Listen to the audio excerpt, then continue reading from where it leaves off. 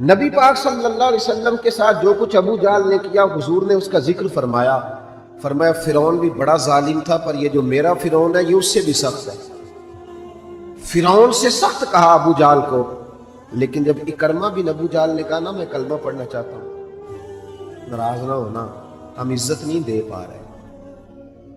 جو 99 خوبیاں ہیں لوگوں کی وہ چھپ جاتی ہیں، پر ایک خامی ساری دنیا دیکھتی ہے۔ یہ ہمارے اندر کی وہ کمزوری ہے جس نے ہمارے علماء اور مشائخ اور بزرگوں تک کو معاشرے کے اندر بدنام کر دیا ہے۔ ہم نے وہ ایک خامی تو دیکھی پر اس شخص کی ساری زندگی کی خوبیاں چھوڑ دی، تیری نظر ایک خامی پہ گئی ہے۔ اس کا مطلب ہے تیرا اس مکھی سے تعلق ہے جو صرف گند پہ بیٹھتی ہے، پھول اسے نظر ہی نہیں آتا۔ ہماری ہر محفل میں جب کوتاہیاں ڈسکس ہوں گی تو پھر دنیا میں اچھا کون بچے گا؟ رسول کریم عزت دینے آئے، سنو اور یاد رکھو، اکرمہ بن ابو جہل کے بیٹے کلمہ پڑھنے آ رہے ہیں۔ میرے کریم رسول حضرت ابو بکر صدیق فرماتے ہیں میں اس دن اتنا رویا کہ میری داڑھی آنسوں سے بھر گئی۔ نبی کریم فرمانے لگے بھئی مجھے خبر ملی ہے کہ اکرمہ کلمہ پڑھنے آ رہا ہے، آؤ ذرا سارے بیٹھو میری بات سنو، حضور حکم کریں۔ تو محبوب نے فرمایا کوئی اس کے سامنے اس کے باپ کو گالی نہ دے، کوئی اس کے باپ کو اس کے سامنے برا کہہ کے نہ پکارے، کوئی یہاں ایک اور بات بھی کرنی بڑی ضروری سمجھتا ہوں، جو پکا بے ایمان کافر تھا، بے ایمان، جب حضور نے منع کر دیا کہ اس کے بیٹے کو تکلیف ہوتی ہے، جس کا کفر نص قطعی سے ثابت ہے، ان الذین کفروا سواء علیہم انذرتهم ام لم تنذرهم لا یؤمنون، اس آیت کی تفسیر میں جہاں بھی آپ کھولیں گے پہلا نام ابو جہل کا ملے گا، جس پر نص آ گئی کہ اس کی قسمت میں کفر ہے۔ جب وہاں حضور نے فرمایا باپ کو کافر نہ کہنا، بیٹے کو تکلیف ہوگی، تو بتا جب تو حضرت عبداللہ اور سیدہ آمنہ کے بارے میں بات کرتا ہے تو حضور کے دل کو تکلیف نہیں ہوتی؟ شرم نہیں آتی لوگوں کو؟ حیا نہیں آتی؟ حضور کا دل دکھاتے؟ اور دیکھیں عبداللہ کا معنی اللہ کا بندہ ہے، اور جو آمنہ نام ہے اس نام کا حسن تو دیکھیں، ہو درود تجھ پہ بھی آمنہ اور تیرے لال پر بھی سلام ہو، تو تھوڑا آپ بھی پہچانا کریں۔ جو تیری اماں کو برا کہے تو سلام نہیں لیتا، اور جو نبی پاک کی اماں کے بارے میں بات کہتا ہے تو کہتا ہے مولوی صاحب رل مل کے رہنا چاہیے۔ عجیب بات ہے نا تیری، اس بندے سے سلام لے لے، اس سے گلا ملا لے جس کے سینے میں نبی پاک کے والدین کے بارے میں بغض چھپا ہوا ہے، اس شخص سے سینہ ملائے۔ تھوڑا سا سوچا کریں ہمارا کسی سے جائیداد کا کیا رٹا ہے۔ تو یاد رکھیں اکرمہ جب آ رہے تھے تو نبی کریم علیہ السلام نے فرمایا کوئی اسے اس کے باپ کو اس کے سامنے برا نہ کہے۔ حضرت ابو بکر صدیق کہتے ہیں پھر حضور نے فرمایا کوئی اس کے باپ کا کفر نہ گنوائے، کوئی اس کی زیادتیوں کا ذکر نہ کرے، کوئی اس کے بارے میں کوئی آیت نہ پڑھے، کوئی میرا قول نہ دہرائے۔ حضرت سیدنا ابو بکر صدیق فرماتے ہیں میں رونے لگا تو مجھ سے حضرت ابو دردہ کہنے لگے آپ کیوں رو رہے ہیں؟ تو میں نے کہا میں رو رہا ہوں محبوب کی رحمت للعالمین پہ کہ محبوب یہ کس کے استقبال کی تیاریاں کرا رہے ہیں؟ انہوں نے ساری زندگی تکلیف دی، کن کے استقبال؟ خدا را ساری۔ اب یقین کریں آپ بیٹھ جائیں کسی مجلس میں، ناراض نہ ہونا، علماء نیک لوگوں کی بات نہیں کرتا، اپنی اور آپ کی کر رہا ہوں۔ ہم کسی محفل میں بیٹھ جائیں نا، ہم نے اب گناہوں کے نام بدل لیے ہیں، جھوٹ کا نام ہم نے بہانہ رکھا ہے، میں بہانہ کر چڑھیا سے، حالانکہ سچی بات کیا ہے؟ جھوٹ بولا۔ اور یہ غیبت کا نام ہم نے بدل کے گپ شپ رکھا ہے، تھوڑی دیر گپ شپ کریں۔ وہ گپ شپ کیا ہے؟ بڑے بڑے مذہبی لوگ میری طرح کے جبہ و دستار، وہ ساتھ والی اتنا اپنی جماعت کی تبلیغ کرنا ضروری نہیں سمجھتے جتنا ساتھ والی جماعت پہ تنقید کرنا ضروری سمجھتے۔ یوں لگ رہا ہے جیسے مقابلہ چل رہا ہے مذہبی لوگوں کا آپس میں، ہر آنے والے کو اور ہر ملنے والے کو اور ہر جس آدمی کا نام ہے اس کی کوئی نہ کوئی کوتاہی تلاش کر کے رکھنا ہمارا وتیرہ بن گیا ہے۔ اس مزاج کو بدلنا پڑے گا، جب یہ مزاج بدلے گا تو معاشرے میں حسن پیدا ہو۔ میری طرح جو آدمی بھی تھوڑا سا ممبر پہ بیٹھنے لگتا ہے وہ کہتا ہے میں ہی دین کا کام کر رہا ہوں، جو جماعت بھی کام شروع کرتی ہے کہتے ہیں صرف ہم نے کیا۔ بھئی تم نے کیا تو تم سے پہلے غیر مسلم تھے سارے، تمہیں کیسے پتا چلا یہ دین ہے؟ تھوڑا تھوڑا نرمی پیدا کریں، رویوں کو ٹھنڈا کریں۔ حضرت عمر بن عبدالعزیز گزر رہے تھے، لکڑی کے جوتے پہنے ہوئے تھے، ایک بوڑھے بابا جی سڑک کنارے سو رہے ہیں، حضرت کا پیر آ گیا، تو بابا جی اندھیرا تھا، جلدی سے اٹھے. جب بندہ اس طرح ہڑبڑا کے اٹھتا ہے نا اچانک فٹافٹ، تو وہ کچھ سخت بات ہی کرتا ہے. تو بابا جی نے اچانک ٹکر ہو موٹر سائیکل کی بالکل، تو یکدم جملے کیا ترتیب پاتے ہیں آپ اندھے. تو بابا جی نے بھی اٹھتے کہا حال انتم العاما، پیر پہ پیر آیا. تو بزرگ کہنے لگے آپ اندھے. اب بڑی سخت بات تھی، معمولی آدمی نہیں، بادشاہ ہیں، اور اکیلے نہیں، 4-5 سپاہی ساتھ ہیں، ہاتھ میں تلواریں ہیں، نیزیں ہیں، برچیاں ہیں. اور یہ وہ دور تھا کہ وہ بادشاہ کہلاتے تھے لوگ، جمہوری حکومتیں نہیں، ان کا سکہ چلتا تھا. اتنے بڑے آدمی کو کہہ دیا آپ اندھے. اس نے کہا آپ اندھے ہیں. حضرت عمر بن عبدالعزیز نا ہلکا سا مسکرائے اور مسکرا کے کہنے لگے نہیں بزرگوں، مجھے نظر آتا ہے. وہ جو ساتھ تھے نا سپاہی، چائے سے کیتلی ہمیشہ زیادہ گرم ہوتی ہے، تو ان سپاہیوں نے تلواریں نکال لی. آپ نے فرمایا تمہیں کیا ہوا؟ کہنے لگے حضور اس نے آپ کو اندھا کہا ہے. آپ فرمانے لگے نہیں انہوں نے تو نہیں کہا. کہا جناب کہا ہے. فرمایا نہیں کہا. کہا جناب کہا ہے. فرمایا بابا جی باتیں تم سے کر رہے تھے مجھ سے کر رہے تھے؟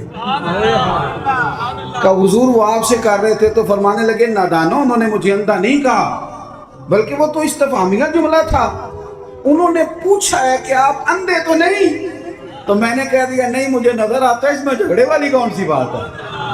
یعنی جتن جتن تے ہر کوئی کھیڑے نا، کدی ہارن بھی تے کھیڑ فقیرا، اور جتن دا مل کوڈی پہ گئی، ہارن دا مل ہیرا. کسی جگہ کوئی ایسا سٹیٹس ہو، کوئی ایسی جگہ ہو، آپ ہر مقام پہ اگر جہالت ہی کریں گے اور جاہلوں سے ہی آپ بحث کریں گے تو وہ وہیں کے وہیں رہ جائیں گے، پھر تو آگے بڑھ ہی نہیں سکتے، کوئی کام آپ سے ہو ہی نہیں سکتا. نبی کریم صلی اللہ علیہ وسلم تشریف فرما ہیں، جناب صدیق اکبر ہیں. ایک بندہ بار بار حضرت صدیق اکبر رضی اللہ تعالیٰ عنہ پہ تنقید کر رہا، بار بار. حضور خاموش ہیں. جب اس نے حد کر دی تو حضرت صدیق اکبر بولے، فرمایا تو غلط کہہ رہا ہے، میں اس طرح کا نہیں ہوں. آپ نے بات کو گہرائی سے سمجھنا ہے اور خدا را ضرور سمجھنا، اسے تقریر نہ سمجھنا جذبات کا اظہار کر رہا ہوں. ایسے تلخ تلخ لوگ، آپ یقین کریں ہم عقیدہ لوگ، ایک عقیدے ایک نظریے کے ایک جماعت کے لوگ، لیکن ایک دوسرے سے دوریاں. ہمارے رویوں نے اس طرح کر دیا ہے کہ ایک شخص اکیلا ہی زندہ ہے، بس وہی ٹھیک ہے، اس کے علاوہ کوئی بھی نہیں. اتنی دوری یار. وہ امت جس کی 80 صفحے ہونی ہے قیامت کے دن، جو نظر آئے گی پوری دنیا میں کہ یہی امت ہے، وہ اس طرح ٹوٹ ٹوٹ کے بکھر رہی ہے. ہم درگزر کرنے کو تیار ہی نہیں، وہ باتیں کر رہا ہے. جب حضرت صدیق اکبر نے جواب دیا تو کریم محبوب اٹھ کے چلے گئے. حضرت صدیق اکبر پیچھے دوڑے کہ یا رسول اللہ جب تک وہ باتیں کر رہا تھا آپ بیٹھے تھے، اور جب میں نے جواب دیا تو آ گئے. حضور فرمانے لگے ابو بکر تیرے سرانے رب نے فرشتہ کھڑا کیا تھا. اللہ کرے آپ کو سمجھ آئے. تیرے سرانے فرشتہ تھا، جب وہ بولتا تھا تو تیری طرف سے فرشتہ جواب دیتا تھا. فرشتہ بول رہا تھا جبھی تو میں بھی چپ تھا، فرشتہ تیری طرف سے جواب دے رہا تھا. اور فرمایا جب تو بولا ہے تو فرشتہ چلا گیا تو میں بھی اٹھ کے آ گیا. دیکھیں ہم کوئی لوارث نہیں، خدا رسول والے ہیں. ایسا نہیں ہے کہ کہیں چپ کر جائیں گے تو ہمارا وارث کوئی نہیں. آپ نہ کسی مقام پہ اپنوں کے مقابلے میں تو کہیں خاموشی اختیار کریں، آپ کہیں اپنوں کے بارے میں تو درگزر کریں. امام اعظم ابو حنیفہ رحمۃ اللہ علیہ، آپ کے والد صاحب کا انتقال ہو گیا. 3 دن تعزیت کے لیے بیٹھے، باہر نکلے، چوک میں آئے. ایک بندہ آپ کا حاسد تھا، مخالف تھا، اور سارا علاقہ جانتا تھا کہ آپ کا مخالف ہے. جب آپ باہر نکلے نا تو بہت سارے لوگ تھے چوک میں، وہ بھی سامنے سے آیا. السلام علیکم کے بعد کہنے لگا، توجہ کرنا بات پہ، کہنے لگا ابو حنیفہ سنا ہے آپ کے والد فوت ہو گئے.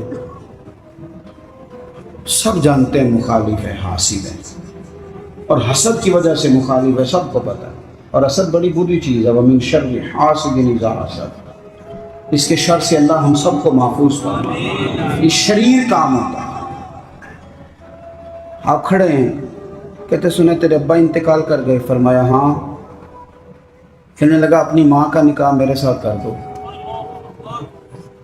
یارو کہہ دیتے ہیں لوگ بڑی بڑی باتیں، کبھی دیکھو تو صحیح، بڑا کچھ کہہ دو، چلو سامنے نہیں تو پیٹھ کے پیچھے کہہ دیتے. لوگ بڑی بڑی چیزوں پہ طنز کرتے ہیں، ایسا جملہ کستے ہیں کہ وہ انسان کی نیند میں سوراخ کر دیتا ہے، سوتا نہیں انسان۔ اماں کا نکاح میرے ساتھ کر دو، جملہ سخت تھا پر بات تو شرعی تھی نا، غیر شرعی تو نہیں تھی۔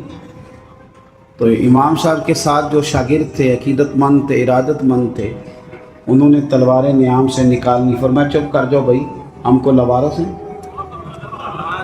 چپ تو کرو نا یار، کہیں سہنا تو سیکھو، کہیں برداشت تو کرو، کئی کچھ تمہیں لوگ کہیں گے، کس کس کو راضی کرو گے؟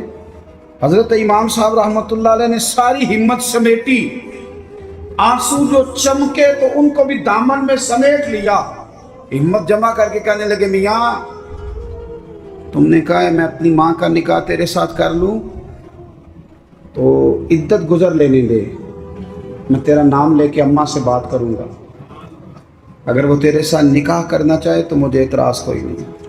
اوئے ہوئے ہوئے، دل دریا سمندروں ہی ڈونگے، کون دلاں دیاں جانے، دل تو ٹوٹ گیا نا، بکھر کیا دیتے ہیں یار۔ کئی دفعہ جس نے 40 سال بھی قرآن پڑھایا ہو، مسجد نے ڈیوٹی کی ہو، اس شخص کو بھی کئی دفعہ لوگ مسجد کے دروازے پہ کھڑے کر کے بات کر دیتے، بڑی تکلیف ہوتی، بڑی تکلیف ہوتی ہے بعض اوقات، بڑے بڑے لوگوں کو لوگ کیا گزرتے ہیں۔ حضرت امام صاحب فرمانے لگے عدت بیت لینے دے، تیرا نام لے کے بات کروں گا، تیرے ساتھ نکاح کرنا چاہے تو مجھے اعتراض کوئی نہیں۔ یہ کہہ کے اپنے دوستوں کے بازو تھامے اگلے چوک میں گئے، وہ بندہ دھڑام سے زمین پہ گرا، اعتراض دھڑام سے گرا، روح ہی پرواز کر گئی۔ لوگ کہنے لگے حضور اسے کیا ہوا؟ آپ فرمانے لگے اس نے سمجھا تھا میں لوارث ہوں، اسے کچھ بھی نہیں ہوا، ابو حنیفہ کے صبر نے اس کی جان لے لی، میرے صبر نے جان لے لی، تیرا صبر کئی دفعہ جان لے لے گا، تیرا صبر، تیرا حوصلہ، تیری دلیری۔ آپ اپنی زندگی میں یہ کریں نا بھائی، کیا ماجرا ہے؟ ہم ہر وقت جو ہے کسی جگہ بھی عاجزی نہیں دکھاتے، کسی مقام کہیں مان جایا کریں چپ کر۔ امام زین العابدین، ایسے ہی بات پہ بات یاد آ گئی، زیادہ باتیں نہیں کرنی، بس سمیٹنے لگا ہوں۔ امام زین العابدین مسجد نبوی سے نکلے، جس مسجد کی اصل وارث امام زین العابدین، مسجد شریفہ سے نکلے تو ایک بندہ پیچھے ہو لیا، بادشاہ نے پیسے دیے، معاذ اللہ وہ امام صاحب کو برا بھلا کہہ رہا ہے۔ یہ مزہ ہے، کبھی اسے لے کے تو دیکھیں، یہ بھی ایک مزہ ہے، یہ بھی ایک سرور ہے کہ آپ کو برا کہے آپ برداشت کر رہے ہیں، لیکن شرط یہ ہے کہ آپ مخلص ہوں۔ قرآن کہتا ہے یجاہدون فی سبیل اللہ ولا یخافون لومۃ لائم ذالک فضل اللہ۔ فرمایا لوگ اللہ کے راستے میں جہاد کرتے ہیں، لوگ انہیں برا کہیں تو پرواہ نہیں کرتے، ذالک فضل اللہ یؤتیہ من یشاء، یہ ان پر اللہ کا فضل ہے، اور یہ فضل رب جسے چاہے اسے عطا کرتا ہے۔ اللہ اکبر۔ حضرت امام صاحب گزر رہے ہیں تو اس نے برا بھلا کہنا شروع کیا، امام صاحب جن قدموں سے چلتے تھے وہ چھوٹے کر دیے، قدم چھوٹے چھوٹے، زیادہ باتیں کر لے۔ امام صاحب کا گھر آ گیا، وہ بندہ تھک گیا، کہتے تو بولتے ہی نہیں، گھر آ گیا تو آپ فرمانے لگے کوئی بات رہ گئی ہو تو کر لے، میرا گھر آ گیا۔ وہ کہتا ہے مجھ پر تو کسی نے بجلیاں ہی گرا دی، پہلے میں نے اخلاق سنا تھا، اب میں نے اخلاق دیکھ لیا، بجلیاں گر گئی، سناٹا چھا گیا۔ جب میں سختے میں آ گیا نا، ہم تو دشمن کو بھی پاکیزہ سزا دیتے ہیں، کہتے ہیں جب میں پورے سختے میں آیا تو امام زین العابدین کہنے لگے ٹھہر جا ذرا، جانا نا۔ اندر تشریف لے گئے، ایک بوتل سرکے کی لائے، ایک شہد کی لائے، اور مجھے تھما کے نا، لمبی بات پھر بھی کوئی نہیں، میرے ہاتھ میں تھما کے کہنے لگے کہ لے جا، میرے دادا مولا علی نے فرمایا تھا پتر جو دروازے تک آئے اسے خالی نہیں بھیجا گیا، کہ لے جا تیری مہربانی، تحفہ ہے رکھ لے۔ وہ شخص کہتا ہے امام صاحب پلٹ کے اندر جانے لگے تو میں قدموں سے لگا، پیر چوم کے کہا حضور وہ تو کسی بدبخت نے میری ڈیوٹی لگائی تھی، قربان جاؤں، قریب آ کے پتہ چلا ہے اگر نواسے کے اخلاق کا یہ حال ہے تو محمد عربی کا اخلاق اس طرح ہے، رسول کائنات علیہ السلام کے اخلاق عالیہ کا حسن کیا ہوگا۔